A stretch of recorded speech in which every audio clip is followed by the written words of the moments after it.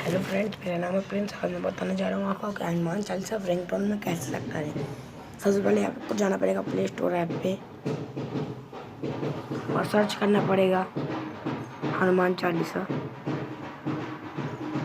आप इनमें से कोई सा ऐप में डाउनलोड करेंगे, आप करिएगा HD audio Hanuman Chalisa HD audio science of का जो ऐप है, जैसे कि मैंने कर लिया है। मैंने कर लिया, उसे आप ओपन करिएगा। सेटिंग का ऑप्शन बना है फ्रेंड्स, इसे आप क्लिक करिएगा। तो यहाँ पहले म्यूजिक में background music, tracks, auto of, repeat count, auto off timer. आप रिंगटोन एग्जाम में जाएंगे तो सट्टा से रिंगटोन लिखे रहेंगे, सट्टा से रिंगटोन करिएगा।